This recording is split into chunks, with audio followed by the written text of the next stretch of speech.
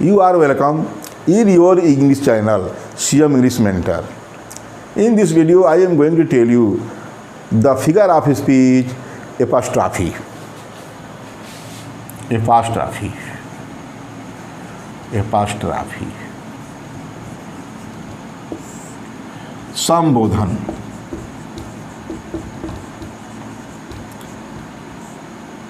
संबोधन सीधे स्पष्ट है. संबोधन किसी को एड्रेस करना, एड्रेस करने वाला, संबोधित करने वाला यह फिगर्स ऑफ स्पीच है. इसके बारे में बता दूं. An apostrophe is the figure of speech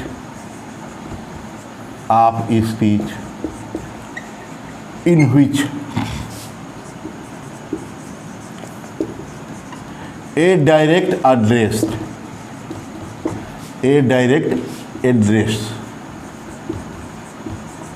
is done to the dead,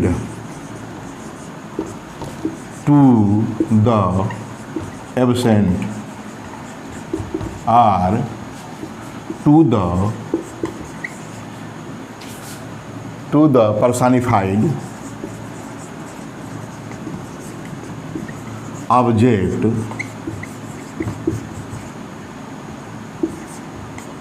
or idea. देखा. An apostrophe the figure of speech.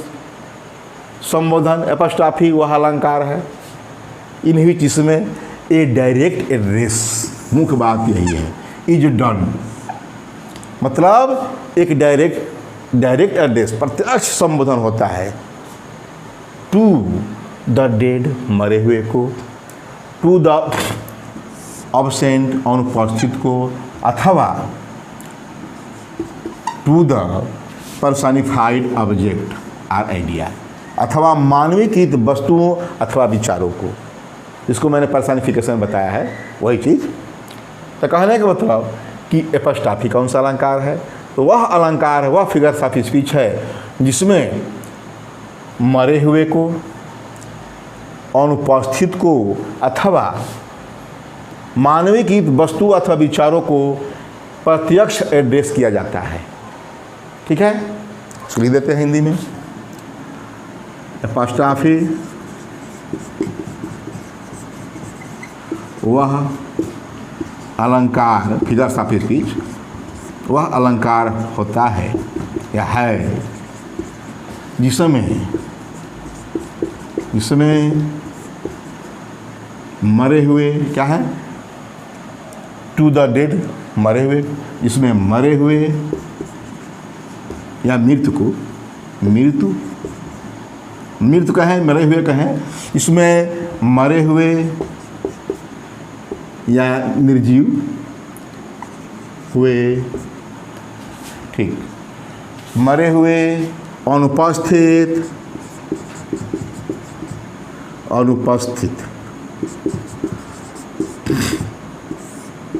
एवं पर्सनिफाइड ऑब्जेक्ट और आइडिया, मानवीकृत वस्तुओं या विचारों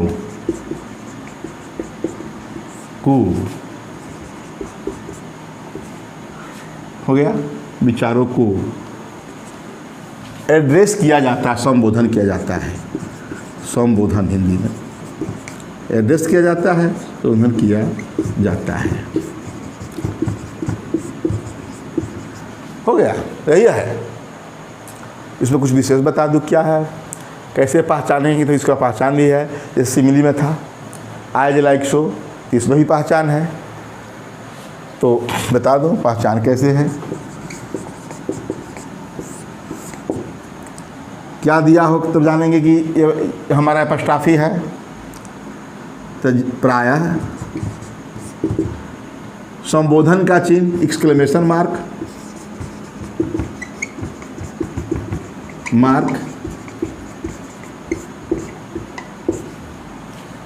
प्रायः एक्सक्लेमेशन मार्क दिया रहता है सेंटेंस में.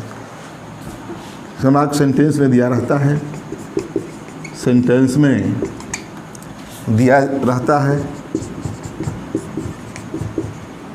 दिया रहता है। ओह देखा, ओह से सेंटेंस की शुरुआत होती है। ओह से सेंटेंस की शुरुआत होती है। ठीक, यही है पहचान।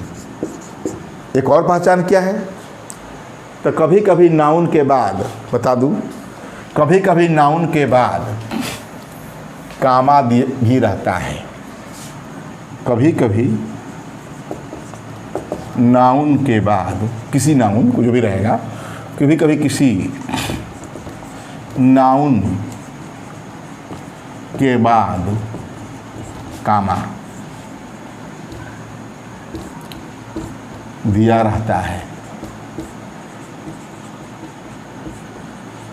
देखा, ऐसे आप कहेंगे कि पर्सनिफाइड इसमें भी है, पर्सनिफिकेशन में भी है।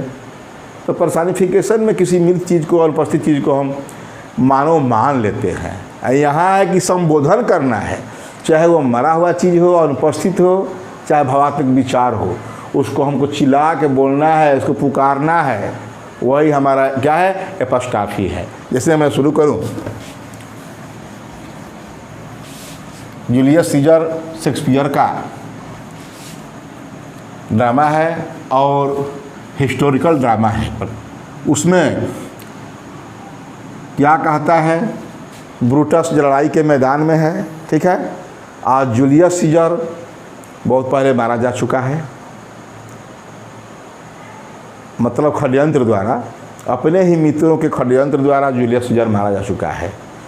और उसके बाद जूलियस सीजर का फ्रेंड जो है, ये कहें फ्रेंड ही कहा जाएगा एंटोनी को। एंटोनी जो है लड़ाई के मैदान में दूसरी अपनी ओर से है, जूलियस सीजर की ओर से है, और दूसरी तरफ ब्रूटस कैसियस वगैरह है। जब ब्रूटस का पलड़ा हल्का होता है तो उस लड़ाई के मैदान में अचानक वह चिल्ला उठता है। एक प्रकार ये कहा जाए कि लड़ाई के मैदान में ब्रूटस जूलियस सीजर के भेष में उसके होस्ट को देखता है और वही चिल्ला उठता है, O Julius Caesar thou art mighty yet. Julius Caesar मर गया है, लेकिन आज उसको संबोधन करता है फिलिप्पी के लड़ाई के मैदान में। ये रोमन हिस्ट्री है, उसमें से जूलियस सीजर ड्रामा है। क्या कहा? ओ जूलियस सीजर,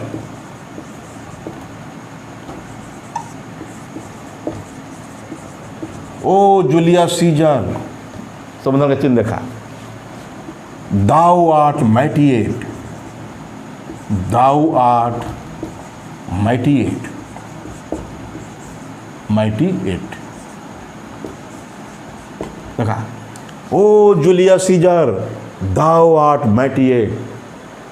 जोर से चिल्ला के बोलता है, हे ओ जूलियस सीजर, संबोधन करते हुए, अरे तू आज भी महान है। दाऊ, आप सोच रहे हैं कि दाऊ क्या है? आर्ट क्या है? आर्ट का अर्थ आज यहाँ यू है और आर्ट माने आर है। पहले एक व्यक्ति के लिए दाऊ और अधिक, एक से अधिक के लिए यू लग होता था, एंशिएंट इंग्लिश है। और एक आदमी हो चाहे एक से अधिक हो, यू होता है। आर्ट के जगह पर एक आदमी के लिए आर्ट था, अधिक के लिए आर था।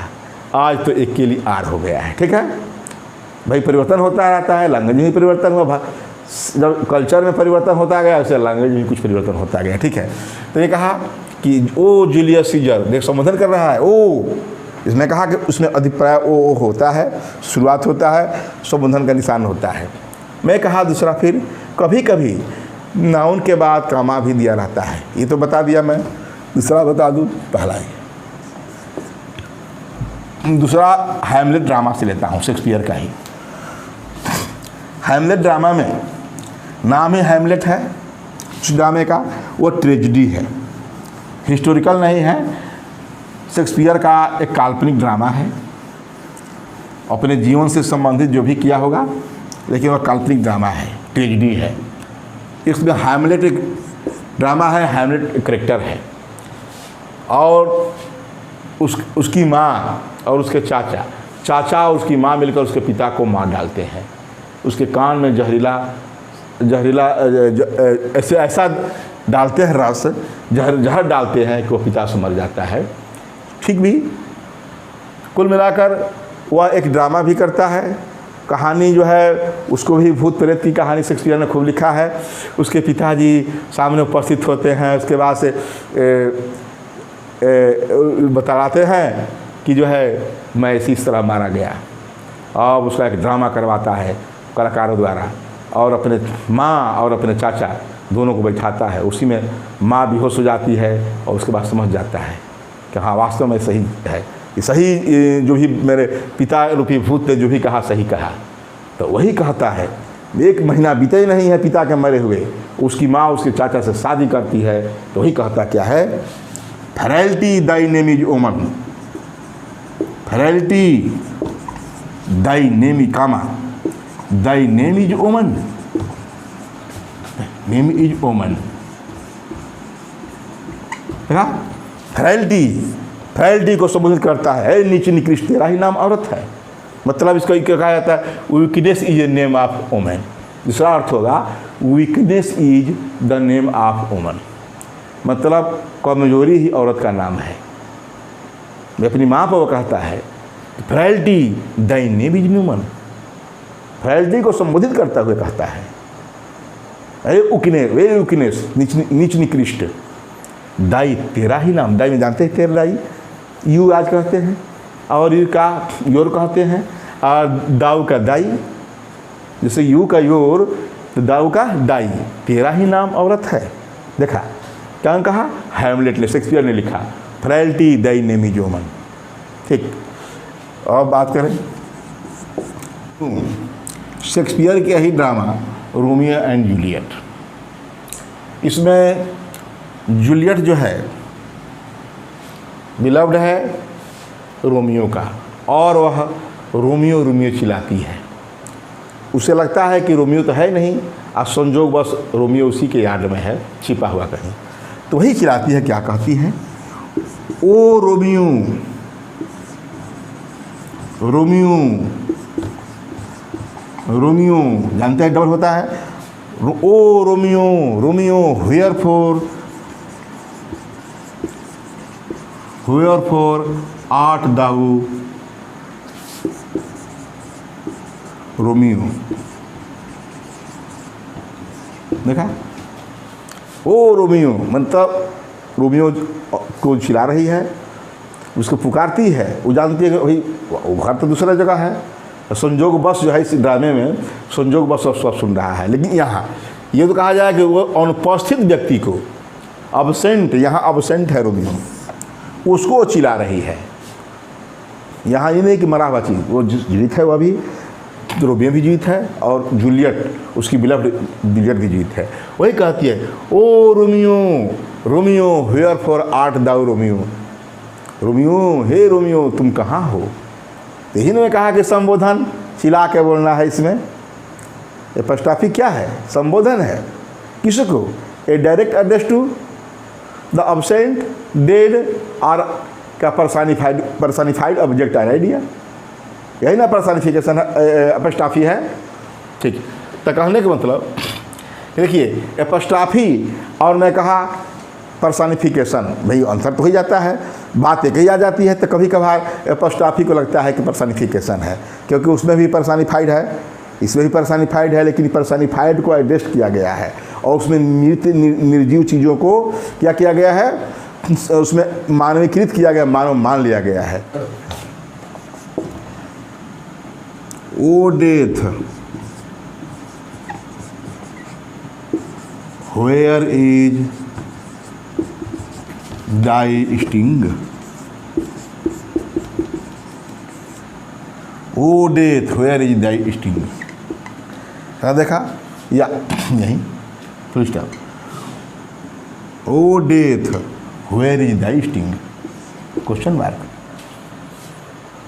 मैंने यहाँ पुकारा गया किसको, डेथ को, O death where is thy sting, अरे तुम्हारा डंक कहाँ है, मृत को पुकारा गया है। जब हम लोग तकलीफ़ में होते हैं तो कहते हैं मृत को कि अरे जल्दी आ जाओ और हमको ले जाए, ये नहीं कहते हैं।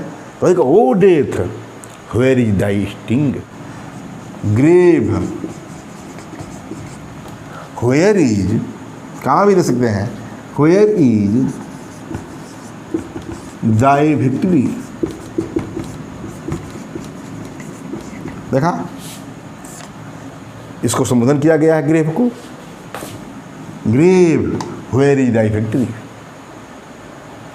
और बात करें ये दो और हैं, थोड़ा बता देंगे। इसे एक पाठ बता दिया, इसमें से लगातार 2-3 ठेके तो मैंने शेक्सपियर से ही लिया। शेक्सपियर की फेमस लाइन्स थी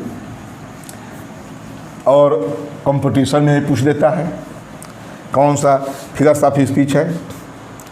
कहे life we have been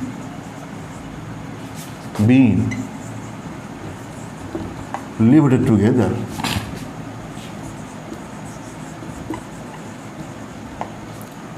life we have been lived together.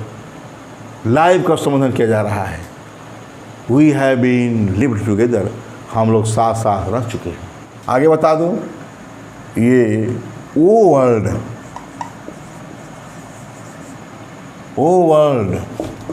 O life, O time,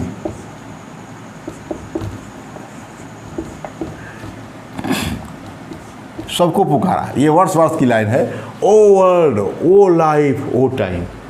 ठीक है, देख रहे हैं कि वो भी है, संबोधन का चिन्ह भी है, लाइफ भी है, संबोधन का चिन्ह है। ठीक है, ये जो 6 life we have been living in long together, we have been long together, live नहीं। ठीक है, ये 7। अब थोड़ा एक और बता दूँ, अनुपस्थित चीज़ को जो हमारे पास नहीं है उसको हम लोग क्या पुकारते हैं?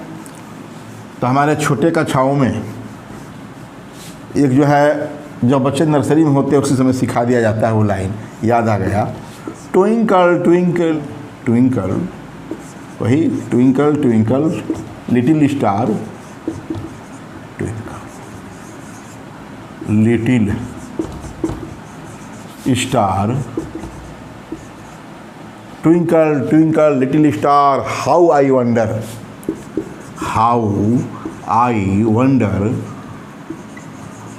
What you are. देखा, twinkle twinkle little star, how I wonder what you are. एक छोटा बच्चा कहता है, हम लोग जानते हैं कि आसमान में तारे छोटे छोटे हैं, हम लोग भी बचपन में थे, सोचते थे कि बहुत छोटा छोटा जो है, जैसे कि जो है एक जो है हमारे यहाँ एक छोटी छोटी जो है, उसको नाम नहीं जानते, लेकिन हम लोग उसी रूप में जोनिया कहते हैं कि जोनी टाइप के हैं, तारे टाइप का है, उसी प्रकार के हमारे तारे हैं। तो वही बच्चे सोचते हैं, वही पुकारते हैं, twinkle twinkle little star, how I wonder. मैं कितना चकित होता हूँ कि व्हाट यू आर, तुम क्या हो, आप क्या हो, हे छोटे छोटे टिमटिमाने वाले तारे, तुम लोग क्या हो। मैं चकित में पड़ा हूँ यहाँ कि तुम लोग क्या हो। तो ये ट्विंकल ट्विंकल लिटिल स्टार, ये जो है ट्विंकल ट्विंकल लिटिल स्टार, यहाँ तक संबोधन किया गया है। ट्विंकल ट्विंकल लिटिल स्टार, ए टिमटिमाते हुए छोटे तारे, टिमटिमाते हुए, रात को टिमटिमाते हैं तारे, टिमटिमाते हुए छोटे तारे, how I wonder what you are, तुम क्या हो, मैं चकित पड़ता हूँ कि तुम क्या हो, रात भर टिमटिमाते रहते हो। तो कहने का मतलब यहाँ भी ये क्या किया गया है, संबोधन किया गया है। ठीक, व्हाट यू आर। इस प्रकार मैंने इस वीडियो में एपस्ट्राफी के बारे में बताया, लेकिन एक बात बता दिया कि एपस्ट्राफी और पर्सनिफिकेशन में अंतर बताना था, क्योंकि भाई बार बार एपस्ट्राफी कहेंगे तो पर्सनिफिकेशन भी आ जाता है, क्योंकि लगभग एपस्ट्राफी वाला चीज़ ही पर्सनिफिकेशन में है। पर्सनिफिकेशन इसमें है, लेकिन याद रखिए कि पर्सनिफिकेशन में केवल हम जो है मरी हुई चीज़ों को, भावात्मक विचारों को आदमी जैसा व्यवहार मान लेते हैं, एक सजीव है, आदमी ही है, ठीक है। किंतु इसमें अंतर जरा सा है, अंतर यही है कि उसी मृत चीज़ों को, अनुपस्थित चीज़ों को पुकारना है, संबोधन करना है, एड्रेस करना है। यह डायरेक्ट एड्रेस है और वह जो है पर्सनिफाइड है, ह्यूमन बीइंग लाइफ है, ठीक है। वो क्या है? पर्सन्स हैविंग लाइफ माना जाता है उसमें। उन्हीं चीज़ों को, उसी डेड, उसी अब्सेंट, उन्हीं अब्स्ट्रैक्ट आइडियाज़ को पर्सनिफिकेशन में क्या करते हैं हम? तो हम पर्सन्स हैविंग बीइंग मान लेते हैं या पर्सन्स बीइंग लाइफ मान लेते हैं। किंतु इस अपोस्ट्रोफी में उन्हीं अब्सेंट चीज़ों को, उन्हीं मरी हुई चीज़ों को डायरेक्ट एड्रेस करते हैं, संबोधन करते हैं। जैसे कि मैं यहाँ शुरू किया था, ओ जूलियस सीजर दाउ आर्ट मैटिए, ये कहा था। इसमें कहा कि ओ का भी प्रयोग होता है, संबोधन का चिन्ह भी रखता है। और मैं यह भी कहा कि कामा का भी, नाउन के बाद कामा भी दिया रहता है। जिससे मैं शुरू किया था, frailty thy name is woman. Frailty noun है, बस्टेक नाउन है, उसके बाद thy name is woman sentence हो गया। उस दाई नेम इज वुमन को फ्रैलिटी संबोधित किया है, फ्रैलिटी कहा करके, ठीक है। इस प्रकार आप लोग से मैं ये कहना चाहूँगा कि आप लोग इसे लाइक सब्सक्राइब करना मत भूलिएगा और अपने मित्रों में शेयर जरूर करिएगा। पढ़ते रहिए, मस्त रहिए। थैंक्स।